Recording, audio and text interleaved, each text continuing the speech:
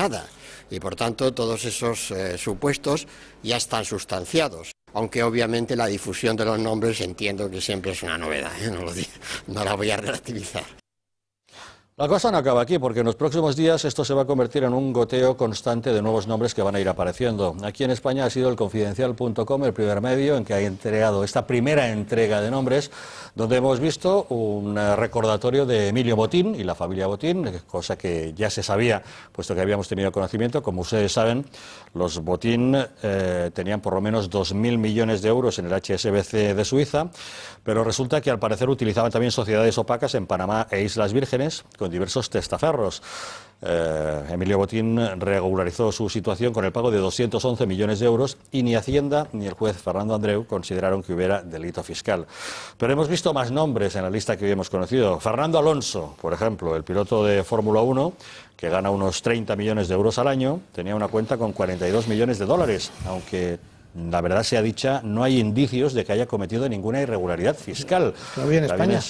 Es que vivía en Suiza. Por eso. ¿Tenía residencia en otro país? Tengan ustedes en cuenta que tener una cuenta corriente en Suiza no es algo ilegal. Si el dinero que está allí se ha ingresado directamente allí, o si el país en el que procede ya ha tributado y no tiene ningún origen delictivo, no tiene por qué. El caso es que se ha sabido que Alonso tiene una cuenta allí, pero no necesariamente tiene que ser delito. Más nombres que hemos conocido hoy. Por ejemplo, el de Diego Forlán, el delantero uruguayo del Atlético de Madrid, está relacionado con dos cuentas con $1,5 millones de dólares. También han salido nombres como el de Mohamed VI, rey de Marruecos, que tiene en el banco unos 9 millones de dólares, o Abdalá II, el rey de Jordania, que está conectado a una cuenta que llegó a acumular casi 42 millones de dólares entre 2006 y 2007. Han sido muchos más nombres, pilotos de Fórmula 1, deportistas, cantantes, y ya, como les decimos, esto no es más que el inicio. En los próximos días vendrá el goteo de nombre. ¿Con qué nos van a sorprender estas listas? Hombre, yo primero lo que quiero saber es de todo esto qué va a quedar de delictivo, porque tú has mencionado un concepto que a mi entender es clave, que es el concepto de residencia fiscal. Es decir, desde el punto y hora que cualquiera de estas personas pueda demostrar que 183 días al año los ha pasado fuera de su país natural, en este caso si hablamos de los 2.694 españoles, pues punto y final y se acabó la presente historia, como es el caso Por de ejemplo, Fernando hay nombres Alonso. como David Bowie o Tina Turner que residen en Suiza, con lo cual que tengan cuentas en Suiza es razonable.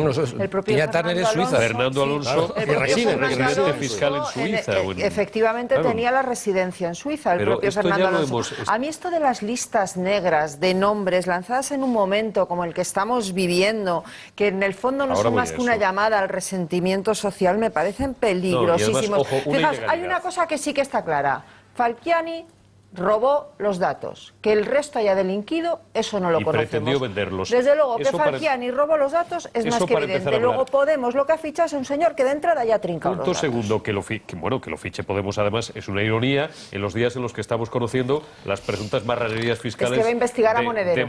Es que va a investigar en 24 horas.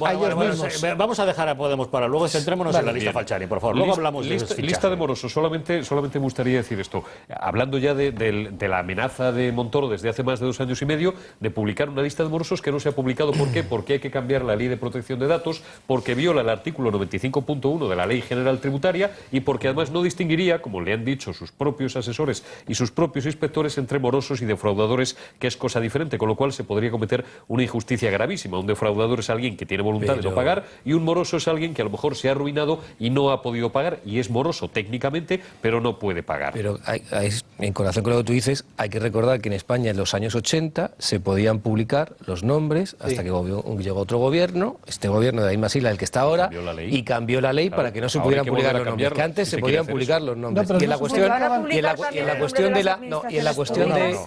la cuestión de la lista falsa, la gente está en el morbo. Yo estoy de acuerdo en que se publique la lista para que la gente vea y cada uno se retrate lo que ha hecho, lo que no ha hecho, sea un delito o no sea un delito. Pero el problema de fondo no es la lista, que la lista va a causar mucho morbo y más si la van a dar por entregas.